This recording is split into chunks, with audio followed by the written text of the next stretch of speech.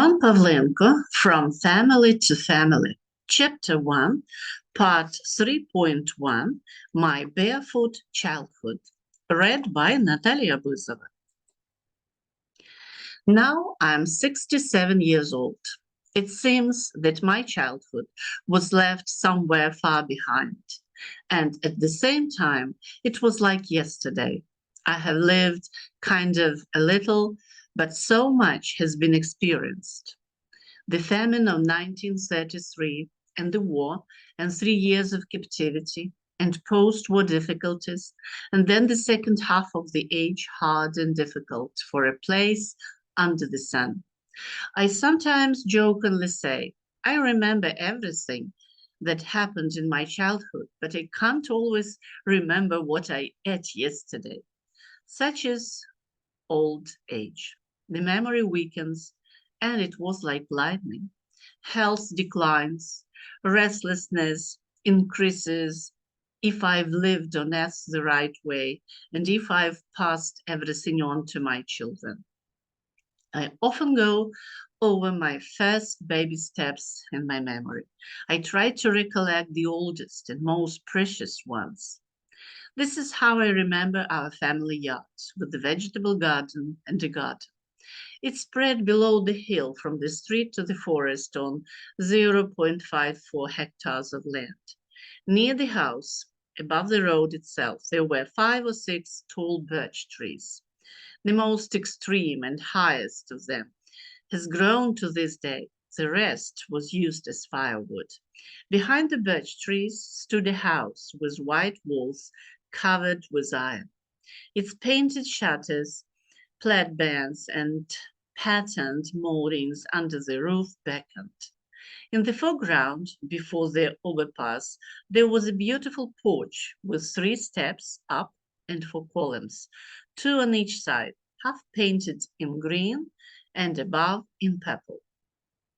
On the sides of the porch, there were 2 benches for sitting, and behind them, instead of backs, there were handrails on green risers. The yard was separated from the street by a forest, a pass, and a gate. On the right, near the house, there was a pear, and on the left, an apple tree leaned over the roof. Its fruits were so large that if an apple hit iron at night, you would involuntarily wake up. People used to move from the bazaar to Luka in carts and ask for apples, and they were only big, but they tasted sour and bitter. Below the forest near the house, there were brambles and flowers, and behind the house, plums, mulberry, lilac, gooseberry, and jasmine. Further, there was a new chopped barn erected on the site of the old house.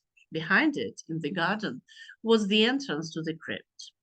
On the side, a new barn, and from the street, a cast barn, next to which there was a small enclosure for cattle and pigs. The entire yard and garden were divided into 2 equal parts. One was ours, the other was grandmother and Aunt Ulita's, but we children ran everywhere. In the garden on our half, we had a large apple tree, as well as some other varieties, sour but good for fermentation. There were 2 pears growing, straight and tall, and so thick that you could make bows out of them. They gave birth to an awful lot of pears. The father took them to the bazaar in sacks, and mother dried them for brewing for the family and for sale.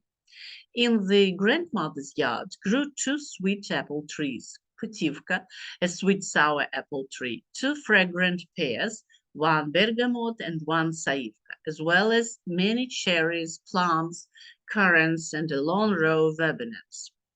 The grandmother also had barns, a barn, a carnivorous house, and suit, but everything was old.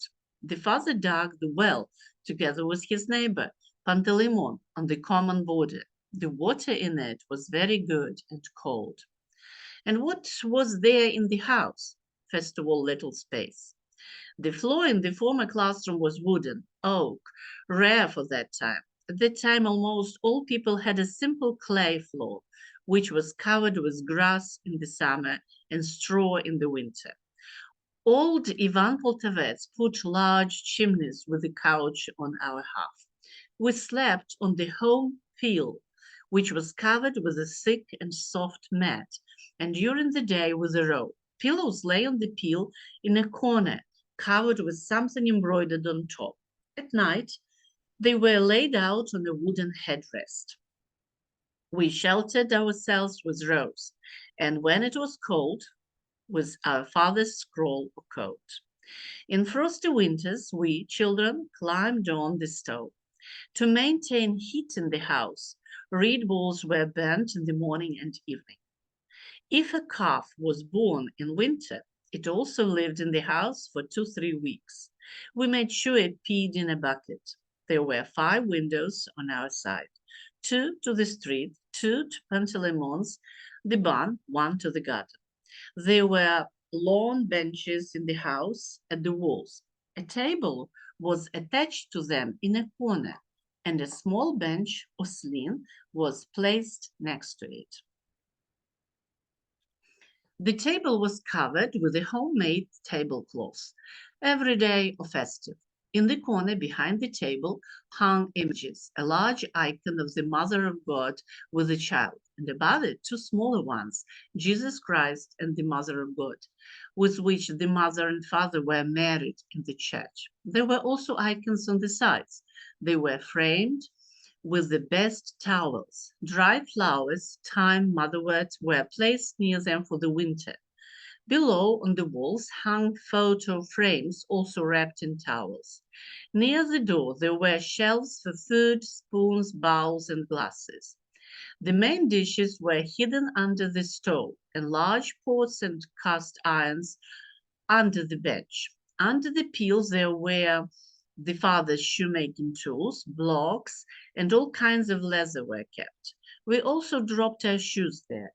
In the corner on the bench near the peel, there was a bowl of dough covered with something, and a bucket of water and a mug by the door. Near the stove, there were antlers, a poke, and a wooden shovel, which was used to put the kindling in the stove.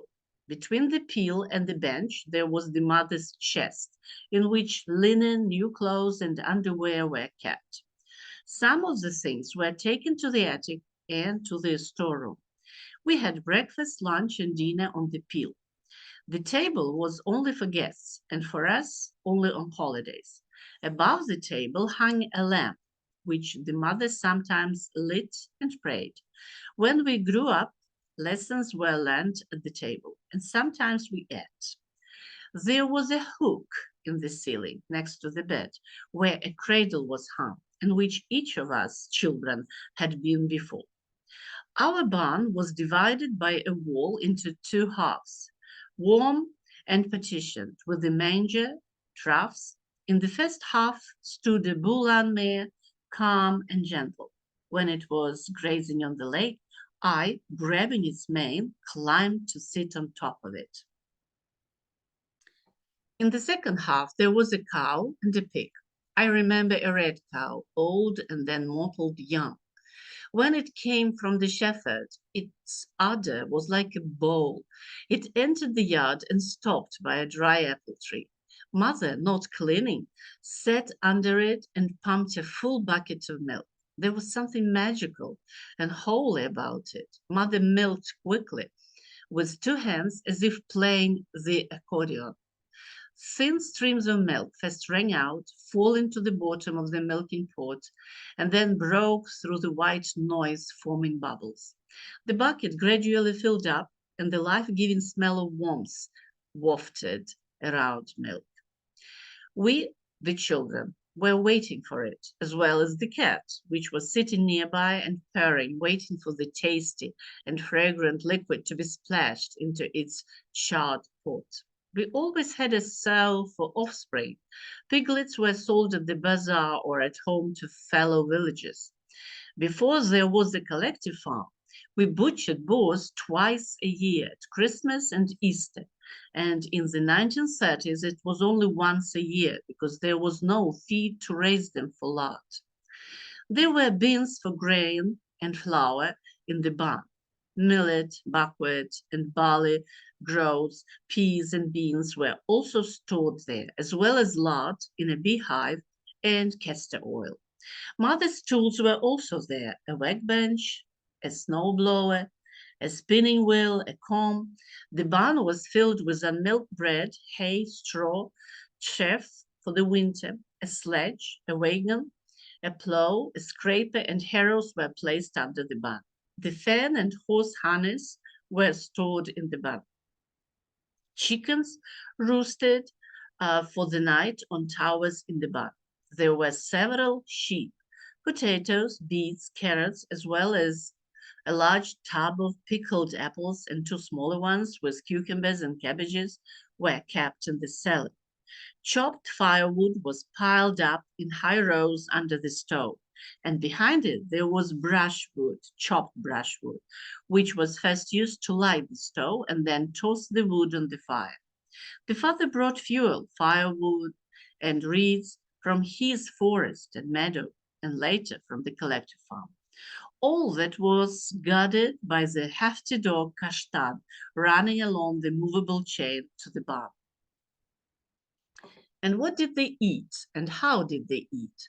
For breakfast, mother most often cooked yushka. The concept of soup did not exist then. Or millet kulish, or homemade noodles, buckwheat, or white flour dumplings. Sometimes she fried potatoes in a pan or boiled them unpeeled in uniforms or mashed. Pickled cucumbers, cabbage, or sour cream, rязанка, or simply sour cream kefir were added to the potatoes. There could also be pies, warm donuts smeared with lard and garlic, dumplings, baked pumpkin, pancakes, milk. For lunch and dinner, a large pot of borscht was always cooked, fatless or fat, depending on whether it was Lent or not. For the second course, there was porridge or buckwheat with milk, or potatoes and cabbage were stewed in a pot. There could have been peas, noodles. For the third course, white or sour jelly, uzvar, if there was not enough lunch and the parents' work was hard and the summer day was long. Then the mother would let us have extra lunch: pies, vareniki, shuliki with poppy seeds, topka, something similar to cold borscht or modern okroshka, as well as fresh cucumbers, tomatoes, watermelons, melons, etc. Dinner consisted mostly of what was left over from lunch. If there was not enough of it, then the mother would cook something in haste or give us a dollop of lard. We ate on the peel where we slept. We sat down like this: the mother and Sister Maria on the edges, hanging their legs down, and we, the smaller ones, sat in a horseshoe style around a large bowl, with our legs tucked under us, and our father sat in front on a stool. We ate in silence, all from the same bowl with wooden spoons. There were bought and painted ones, but for guests. The bowls were also painted. They were bought at the bazaar from potters. A spoon with some borscht or soup was carried from the bowl to the mouth. We were holding a slice of bread under it, so as not to spill it on the peel or on pans. If you take a slice of bread, then eat it and collect the crumbs into your mouth after eating. Everything from the bowl was definitely eaten. Mother asked whether to add more borscht or porridge. If someone said more, then she finished with half a bowl. Then we went out. Mother was baptized and therefore taught us to say, "Thank you, Christ, our God, for earthly blessings, but do not leave us without your heavenly kingdom. Amen." Then the mother cleaned the table and washed everything, and we ran to the yard to walk or do something. During the day, we still picked pies from the basket, ate apples, pears, cherries, mulberries. In general, it seems to me we ate a lot, but the dishes were not high enough in calories. We ate at the table only on major holidays: Christmas, Easter, Trinity, Vedenia, a temple holiday in the village. Then there were white pies, sausage, meat, jelly, fried fish, and eyed eggs on the table. If there were guests in the house, then we sat on the stove or walked in the yard.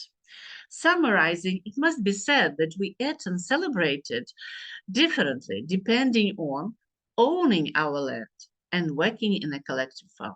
The above examples refer back to the time before collectivization, when peasants still lived like people, freely and in abundance. From the earliest times, I sometimes remember our yards in spring or summer. It's sunny outside and warm. Young grass is turning green, and there are many yellow dandelion flowers. Birds sing, dragonflies and butterflies fly. I run after them, wearing only a shirt. I'm probably 3 or 4 years old, but it's a hot summertime. The sun is so scorching that all living beings hide in the shade. The dog is lying under the barn. Chickens roost behind the house under lilac and jasmine bushes. Some butterflies and winged dragonflies fly in the air. I want to catch at least one. The older children have said that if you bury a dragonfly in the ground, then in a few days there will be a golden ring in that hole. I no longer remember who intrigued us, children, with that cruel legend. We naively believed in it and took the life of more than one dragonfly, but we did not find any ring.